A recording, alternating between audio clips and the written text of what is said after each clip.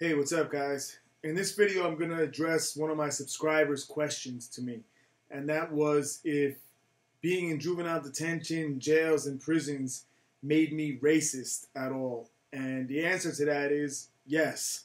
So, looking back, of course, now I'm not of that mindset. I've evolved and grown in so many ways that I don't feel anything like that. But in those times, the separation amongst races wasn't by my choice. It wasn't my doing. It was circumstantial. It was the environment that I was in, and that's just the way it was. And that's probably still the way it is and the way it's going to continue to be. So I didn't have a choice in it. It wasn't as if I walked in and said, I don't want to fuck with these guys or those guys, no white guys, no black guys, and I'll stick with these. It wasn't the case at all. However, I remember when I walked out of prison, the person I was then, I was fucked up with a lot of hate towards a lot of people, and it was like I was programmed in a sense. An example I can give you in real terms, in the free world is like military personnel, people who go to war and fucking kill people over there. At the time that they're killing these people, they're convinced that they're the enemy. Many of these people later in life evolve to a different mindset where they look back and realize that this guy was never my enemy to begin with. He was just another character in this fucking play that we would put into, and likewise had no choice in his role. So my racism, that I said was never like fucking blatant hatred for any group. I hate you because you're this, or I hate you because of that.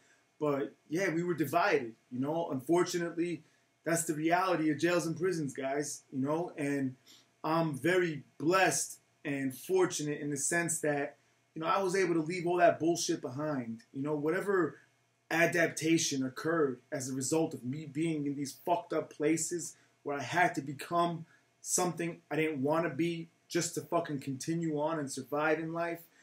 I was able to turn all that shit off and let all that shit go because I realized that first, this is not the lifestyle that I want. And second, it's all bullshit. It's all fucking bullshit, and I've grown so much since those times where I felt those kind of ways. You know what I'm saying? Where now I'm of the mindset that, I judge people based on who they are as an individual character and person.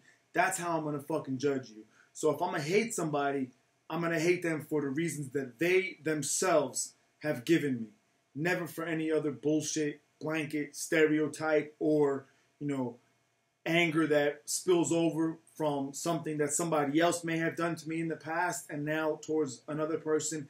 That's never going to be the case, guys. So this is something that's an important topic. Racism is real. It exists. It's much more prevalent than most people would acknowledge or are aware. Unfortunately, people just don't have balls enough to have these kind of conversations and to make these kind of admissions when you need to. This is how people grow. This is how things evolve in being clear about what they are and addressing them for what the truth really is. And that's the fucked up thing about jails and prisons, guys. Sometimes, you end up hating people for the wrong reasons. And most people, in my experience, are not able to turn that shit off. So it continues for the rest of their life. And I will tell you guys from my own life experience that any kind of hatred and internal anger that festers within is a fucking negative to you. It's a fucking poison to you. You're not hurting anybody else by hating them. You're hurting yourself and you're fucking destroying yourself.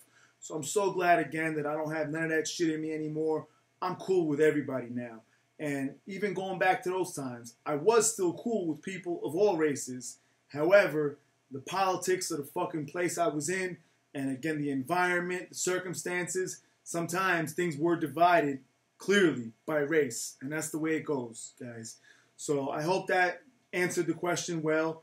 And before I close this video, guys, I just want to mention going back to mindset and how things change and how I'm open to all kinds of different people now. I've met some real cool people. by putting myself out there on YouTube, and I'm amazed by it. It's not something I ever anticipated or thought would happen.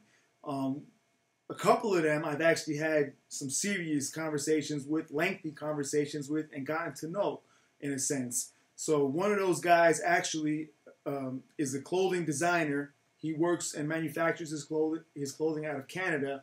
And, you know, he and I started off by him messaging me on YouTube. He sent me a message. I think he hit me up on Instagram, and then I talked to him on the phone. And it turns out the guy's a very, very solid fucking dude. Very cool guy.